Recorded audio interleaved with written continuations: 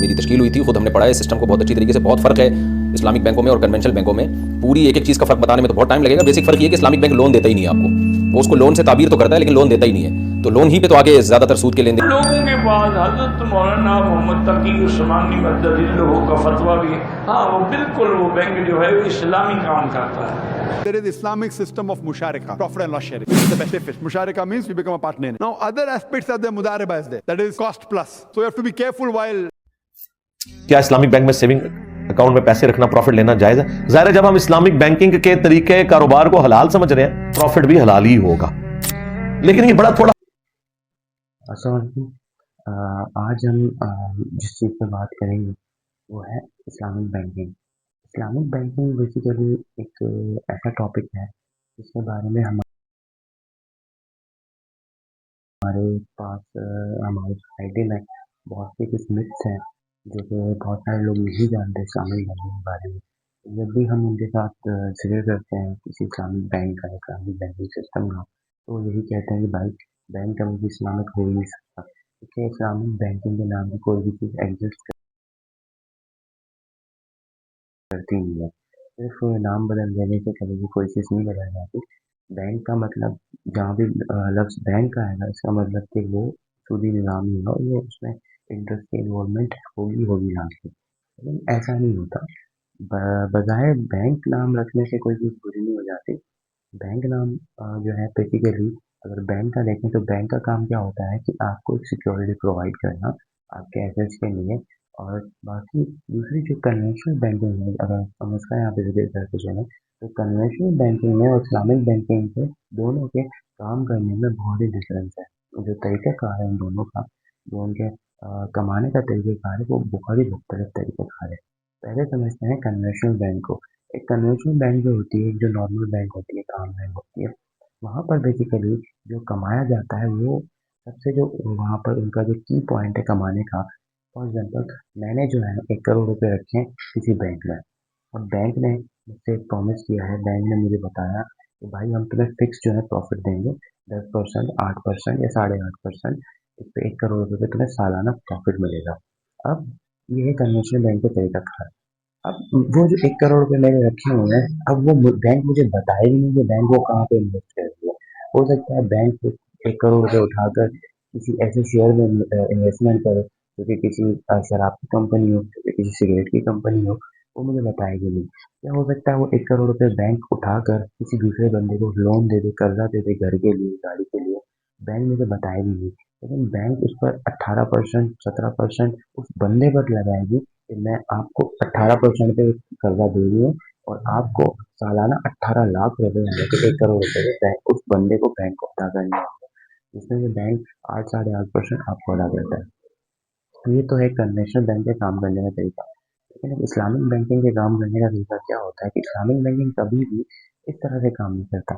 Islamic banking हमेशा आपको कभी भी कैश प्रोवाइड नहीं करता किसी भी चीज़ के लिए। फॉर एग्जाम्पल आपको जो है घर चाहिए या आपको कोई घर खरीदना है, तो इस्लामिक बैंकिंग में जब आप अप्रोच करते हैं तो इस्लामिक बैंकिंग सबसे पहले क्या करता है, उसके पास एक तरीक़ेकार होता है, एक प्रोसेस है इस सिस्टम में काम करने के लिए। फॉर एग्जाम्पल एक तरीका है मुशारका का, डिमिनिशिंग मुशारका का। मुशारका में ये होता है, मुशारका का मतलब शिरकत करना। आपको घर चाहिए, आपने इस्लामिक बैंक को अप्रोच किया। अब इस्लामिक बैंक क्या करेगा, इस्लामिक बैंक आपको उस घर के लिए आपको पार्टनर बनाएगा सबसे पहले अपना। पार्टनर किस तरीके से होगा, 30% आपकी इन्वेस्टमेंट होगी।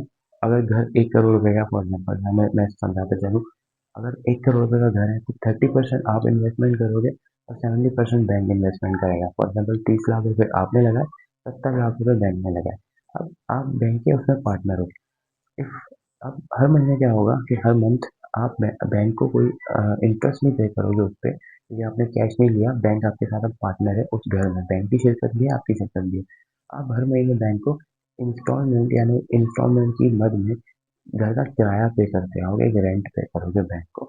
और जैसे जैसे आप रेंट पे करोगे हर महीने स्लोली स्लोली वो रेंट कम होता जाएगा और कम होता जाएगा, और एक टाइम आएगा जब वो रेंट बिल्कुल ही जीरो हो जाएगा और आपकी जो पार्टनरशिप है घर में वो 100% ऑनरशिप आपको ट्रांसफर हो जाएगी।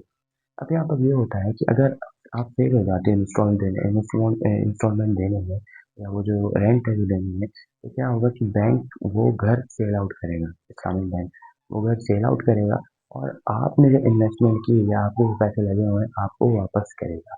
और प्लस में अगर वो घर फॉर एग्जाम्पल तो वो घर बैंक सेल करता है और वो घर महंगा जाता है तो बैंक आपको मार्केट रेट के हिसाब से उसके चार्जेस पे करेगा। हो सकता है कुछ ज़्यादा अमाउंट दे दे। लेकिन अगर वो घर सस्ता जाता है 1 करोड़ का घर था गया वो 80 लाख में या 50 लाख में तो बैंक अब उसमें भी आप उसके पार्टनर हो। बैंक आपको लॉस में भी पार्टनर बनाएगा यानी कि अब आपको वो उतने नहीं मिलेंगे जो आपने लगाए हुए थे। आपको कम मिलेंगे बिकॉज से घर की वैल्यू गिर गई है डेप्रिशिएट हुई है। इसी तरह ज़ाहिर-सी बात है वो जो पैसे बैंक ने आपके घर में लगाए हैं, वो जो हाउस फाइनेंसिंग की, वो आपके तो नहीं थे, वो किसी के होंगे 70 लाख रुपए जो बैंक ने उठाकर आपके साथ पार्टनरशिप की। अब उस बंदे को जो बैंक कमा कर दे रहा है, वो किस तरीके से दे रहा है? उस रेंट से दे रहा था। जो आप रेंट दे रहे थे उसको हर महीने, वहीं से बैंक उसको भी कमा कर दे रहा था, खुद भी कमा रहा था। एंड प्लस में सेकंड पॉइंट ये है कि अब अगर वो घर फॉर एग्ज़ाम्पल सेल आउट हो जाता है, उस बंदे के 70 लाख लगे हुए थे। कल को बैंक को वो घर बेचना पड़ता है अगर मैं उस बैंक को जो मेरा किराया था जो मेरा रेंट था मैं पे कर नहीं पा रहा और मैं बाद में मैंने मना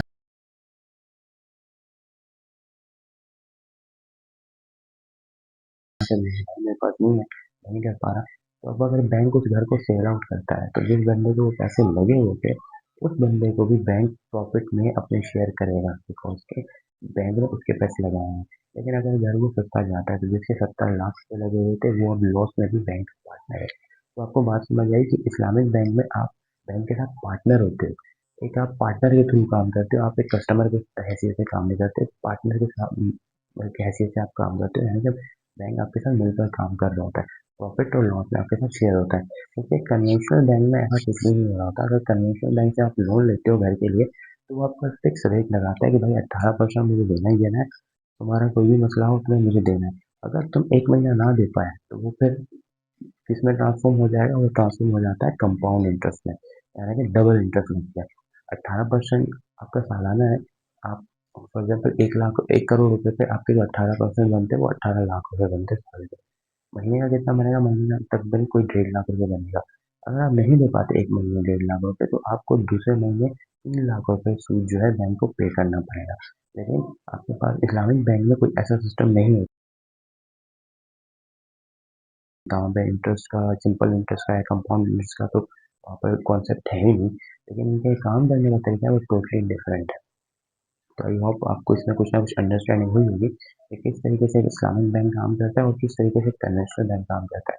बात ये है कि पूरा काम पूरी जो बात है पूरी जो हमारा जो यहाँ पर डिस्कस करने का जो मेन यहाँ पर जो हमारा पॉइंट है वो ये है कि भाई दोनों के काम करने में बहुत ही डिफरेंस है। ऐसा नहीं कि वहाँ पे भी बैंक का नाम आ रहा है और वहाँ पे भी बैंक का नाम आ रहा है तो दोनों जो है दोनों में कोई फर्क नहीं है। दोनों में जो इन्वॉल्वमेंट है वो इंटरेस्ट की होगी उतना ऐसा नहीं है। दोनों में काम करने का तरीके का बहुत ही अलग है। अगर दुनिया में देखा जाए तो 1963 में जो पहली इस्लामिक बैंक बनी है वो 1963 में बनी थी इजिप्ट के अंदर। उसके बाद जो एक्सपेंशन इसकी हुई है वो 1970 के टाइम में हुई है।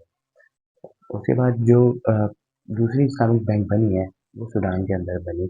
और इस वक्त अगर दुनिया में देखा जाए तो दो ऐसी कंट्रीज हैं जहाँ पर कम्प्लीटली इस्लामिक बैंकिंग सिस्टम है। एक तो ईरान है हमारे पास तो वहाँ पर तो इस्लामिक रिजीम है तो और उनके पास तो वैसे भी सेंक्शन है वो दूसरी बैंकिंग तो यूज नहीं कर सकते। तो उन्होंने अपनी बैंक्स बनाई है और कम्प्लीटली वो 100% इस्लामिक जो है उस पर शरिया कंप्लाइन है और इस्लामिक प्रिंसिपल्स पे काम करती है। और दूसरा सूडान है हमारे पास सूडान में भी कम्प्लीटली 100% इस्लामिक बैंकिंग है।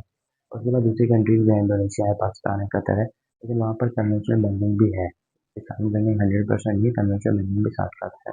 और पाकिस्तान में जो इस्लामिक बैंक आई थी फुल फ्लेज इस्लामिक बैंक थी वो 2002 में ही आई थी। तो आई होप कि यहाँ पर थोड़ा बहुत आपका कॉन्सेप्ट क्लियर हुआ होगा इस्लामिक बैंक का।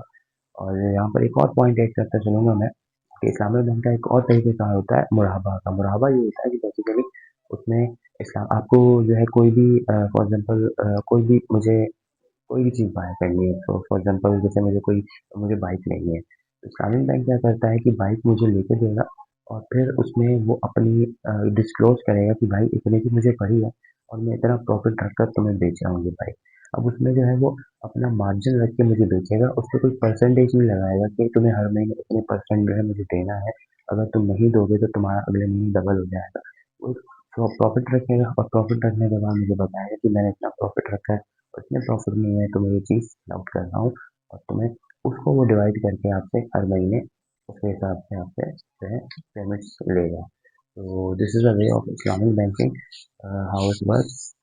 समझता हूँ, मुझे उम्मीद होगी कि आपको थोड़ा बहुत आपका कॉन्सेप्ट क्लियर हुआ होगा इस्लामिक बैंकिंग के हवाले से।